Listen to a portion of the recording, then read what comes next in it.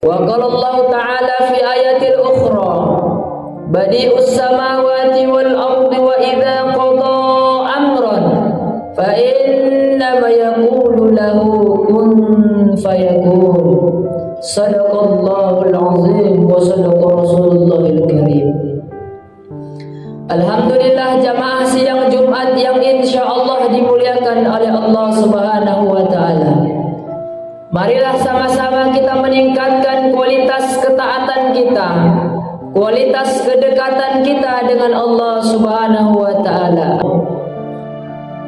Semakin hari, semakin bertambahnya umur kita, semakin berkurangnya jatah kita hidup di dunia ini, hendaklah semakin bertambah pula kekuatan, keimanan, ketakwaan dan kedekatan kita dengan Allah Subhanahu wa taala. Karena tidak ada keuntungan yang lebih besar melainkan kita taat dengan Allah Subhanahu wa taala. Dan tidak ada kerugian yang lebih besar melainkan kita jauh dan ingkar dari Allah Subhanahu wa taala. Keuntungan yang kita anggap banyak di dunia ini, yang menjadikan kita seorang hamba yang merasa memiliki banyak keuntungan di setiap perdagangan, perkebunan, dan juga hal-hal lainnya. Namun keuntungan itu semua tak ada gunanya jika kita jauh dan tak pernah menundukkan dan tak pernah memberikan kening kita untuk bersujud kepada Allah Subhanahu wa taala. Maka inilah orang-orang yang sombong kepada Allah. Sombong bukan hanya kepada manusia, tetapi juga kepada Allah Subhanahu wa taala. Kepada Allah sombong ialah diberikan Allah kesehatan sampai hari ini, diberikan Allah bisa melihat sampai hari ini, diberikan Allah bisa berjalan sampai hari ini, bisa memegang sampai hari ini, bisa makan sampai hari ini, bisa bernapas sampai hari ini. Allah berikan kepadanya, tapi dia sombong kepada Allah. Innallaha auha ilayya anta wadau hatta la yabghiya ahadun ala ahadin wa la yafkhuru ahadun ala ahadin.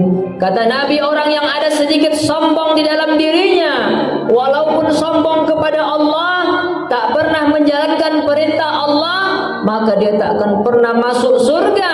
Insoma wa sholat, walaupun dia sholat, walaupun dia puasa, tapi kalau dia sombong kepada Allah, sombong kepada manusia, la tadkhulul jannah hatta tu'minu wa la tu'minu hatta tahabbu.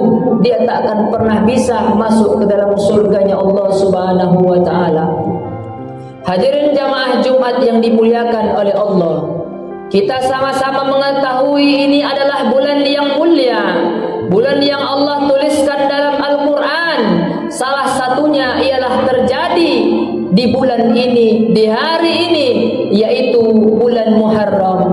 Mungkin beberapa minggu yang lalu kita masih ada menyaksikan di mana-mana pawai obor, di mana-mana memeriahkan tentang penyambutan bulan Muharram atau tahun baru Islam atau tahun baru Hijriah. Saat ini sudah 10 Muharram, yang mana kejadian-kejadian yang dialami para nabi, para anbiya banyak terjadi di bulan Muharram. Yang pertama, tahun Hijriah dibentuk ketika di zaman Sayyidina Umar ibn Khattab. Sayyidina Umar, berbeda ahli sirah mengatakan bahwa Sayyidina Ali berkata kepada Sayyidina Umar bahwa kita harus membentuk tahun baru Hijriah atau tahun baru Islam supaya ada kalender Islam. Dalam riwayat lain ulama sirah berpendapat bahwa itu adalah pendapat Sayyidina Umar sendiri. Dikala musyawarah dengan para sahabat, Sayyidina Umar berkata bahwa tahun baru Islam, tahun baru Hijriah haruslah kita katakan, haruslah kita buat agar ada kalender Islam, dan di situ Sayyidina Umar memulai bahwa tahun baru Islam dimulai dari hijrahnya Nabi Muhammad sallallahu alaihi wasallam. Ada seseorang berpendapat, kenapa tidak dari lahirnya Nabi? Kenapa tidak dari diangkatnya Nabi menjadi Rasul? Karena hijriyah dari kata hajaro yuhajiru muhajaratan, artinya berpindah. Berpindah bukan hanya diri, tetapi juga keimanan kepada Allah Subhanahu wa taala. Nabi sallallahu alaihi wasallam berpindah dari Makkah ke Madinah, bukan hanya dirinya yang berpindah, tapi dia rela meninggalkan Makkah, dia rela pergi ke Madinah agar imannya terselamatkan. Semua orang ingin membunuh Nabi, membenci Nabi, tapi dia tinggalkan semuanya asalkan Allah bersamanya. Begitulah tahun baru Hijriah. Tahun baru ini bukan sekedar tahun baru, tapi keimanan kita harus lebih baik daripada tahun sebelumnya. Inilah Muharram telah kita lewati, kita rasakan saat ini bulan yang penuh mulia. Dan Nabi, perbanyaklah istighfar di bulan Muharram. Karena apa? Di bulan itu banyak pengampunan dosa. Contohnya Nabi Adam alaihissalam berdosa, berbuat maksiat, berbuat salah, hanya satu kesalahan di surga gara-gara memakan buah khuldi. Yang kita pikir itu bukanlah dosa besar, itu bukanlah dosa mencuri, bukanlah dosa judi, bukanlah dosa khamar, bukanlah dosa zina, tapi dosa memakan buah khuldi yang Allah larang. Akhirnya Adam alaihissalam dicampakkan Allah ke dunia hanya karena satu kesalahan. Namun kita saat ini beribu-ribu kesalahan kita masih mengharapkan ampunan Allah, dan kita masih berharap masuk ke dalam surga dan mati dalam keadaan husnul khotimah. Padahal Adam yang kesalahannya cuma satu, yang rumahnya di surga, diciptakan di surga, Allah campakkan ke dunia karena telah melanggar perintahnya Allah. Hari ini berapa banyak langgaran, larangan perintahnya Allah yang kita lakukan. Kata Nabi, al-khamar ummul khaba'ith, faman syaribaha lam tuqbal salatu arba'in yawman wa in mata fayabatni mata maitatan jahiliyatan. Kata Nabi, hal-hal yang diharamkan Allah jangan pernah kalian langgar. Contohnya apa? Khamar, judi, dan lain-lain jangan pernah dilanggar. Tapi apa saat ini banyak orang yang melanggar itu? Itulah orang-orang yang berharap dia masuk ke dalam surga, padahal dosanya sangatlah banyak. Dia hanya berkata bahwa ampunan Allah sangat luas, sementara dia tak pernah mengusahakan agar Allah mengampuninya. Maka ketika Adam memiliki satu kesalahan, dicampakkan dia ke dunia, ratusan tahun dipisahkan dia dengan istrinya, ratusan tahun Adam memohon ampun kepada Allah. Ya Allah, apakah tak bisa aku dimaafkan ya Allah? Sering tanganku kuangkat ke langit agar kau maafkan aku ya Allah. Apakah tak bisa? Menangis Adam, berbanyak Adam istighfar. Itu adalah orang tua kita, Nabi Allah Adam alaihissalam. Akhirnya Allah ampunkan beliau itu di bulan Muharram. Maka banyaklah istighfar, kata Nabi, di bulan ini Muharram. Yang kedua, banyak-banyaklah berniat baik. Kenapa? Karena Nabi Yunus alaihissalam diselamatkan dari mulut ikan Nun. Itu terjadi di 10 Muharram, di bulan Muharram yang saat ini kita jalani. Ketika Nabi Yunus ditelan oleh ikan 3/8, gelapnya perut ikan, gelapnya malam hari, dan gelapnya lautan. Akhirnya Nabi Yunus berkata kepada Allah, La ilaha illa anta subhanaka inni kuntu minadh dhalimin. Di saat Nabi Yunus membacakan ini, langsung dimuntahkan oleh ikan itu. Itu pun pertolongan Allah terjadi di 10 Muharram. Dan Nabi Musa alaihissalam selamat dari kejaran tentara Fir'aun. Itu juga terjadi di 10 Muharram. Di belakangnya ada tentara Fir'aun yang siap-siap membelah, membunuh, menghancurkan Musa alaihissalam. Ketika itu di depannya ada lautan, lautan, maka Nabi Musa tak punya pilihan, pasti akan mati. Melompat ke lautan akan mati, ditenggelamkan oleh laut yang sangat dalam. Mundur ke belakang ada Fir'aun yang ingin menghancurkan dan membunuhnya. Namun di situ Nabi Musa berserah diri kepada Allah. Tampakkan engkau punya tongkat, tancapkan engkau punya tongkat, tanpa pikir panjang, karena keimanannya benar kepada Allah. Nabi Musa itu perintahnya Allah, langsung campakkan, tancapkan dia punya tongkat.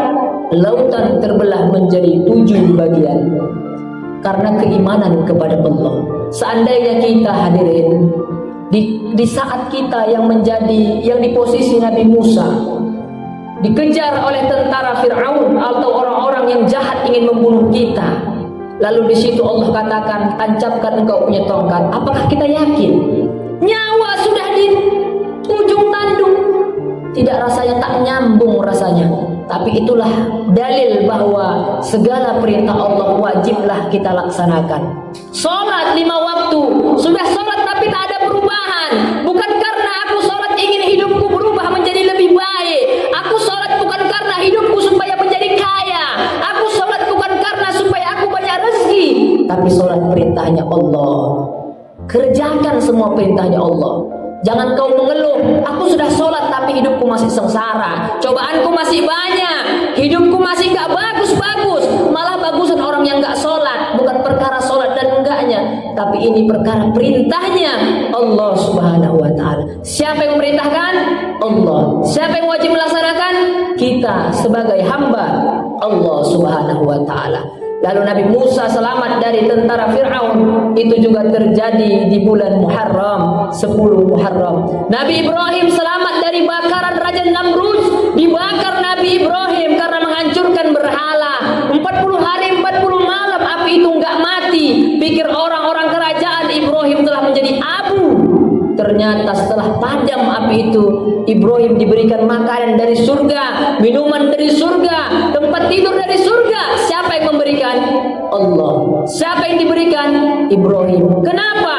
Karena keimanannya benar kepada Allah. Pertolongan itu juga Allah berikan kepada Nabi Ibrahim di 10 Muharram. Dahsyatnya lah di bulan Muharram ini hadirin yang mulia. Allah menciptakan bulan Muharram juga. Allah menciptakan dunia ini juga di bulan Muharram. Allah pertama kali menurunkan hujan di dunia ini terjadi di 10 Muharram. Asyura, ada asal katanya Asyara, tapi kita sering mendengar Asyura, puasa Asyura.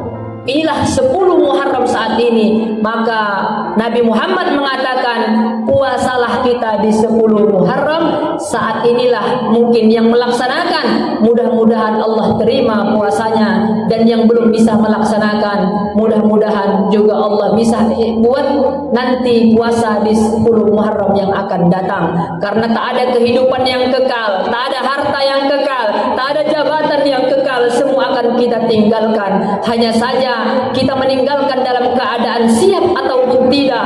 Ketika Allah cabut nyawa kita, kita hanya bisa membawa bekal amal-amal yang kita kumpulkan di dunia ini. Semua yang kita banggakan di dunia ini, semua yang kita sayangi di dunia ini akan pergi meninggalkan kita ketika kita sudah dimasukkan ke dalam kubur. Tak ada yang mulia, tak ada yang spesial di dunia ini, tak ada yang sempurna di dunia ini. Karena kita di dunia diciptakan Allah hanya untuk menambah bekal, mencari bekal agar kehidupan kita layak di surganya Allah subhanahu wa ta'ala. Itulah maksud Allah ciptakan kita ke dunia ini, agar kita melihat, mempersiapkan kelayakan hidup kita untuk di surganya Allah subhanahu wa ta'ala. Mudah-mudahan hadirin yang hadir di sini di bulan Muharram yang mulia ini, kita menjadi pribadi yang lebih baik lagi ke depannya, menjadi lebih baik daripada tahun sebelumnya, dan diistiqomahkan di jalan Allah subhanahu wa ta'ala.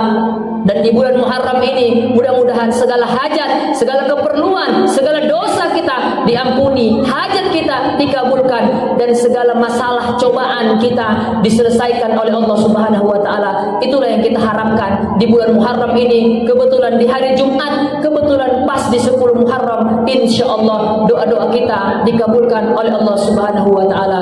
Barakallahu wa lakum fil Qur'anil azim, wa nafa'ani wa iyyakum bima fihi minal ayati wa dzikril hakim, wa taqabbal minni wa minkum tilawatahu innahu was-sami'ul alim wa qur rabbi ighfir warham wa anta arhamar rahimin.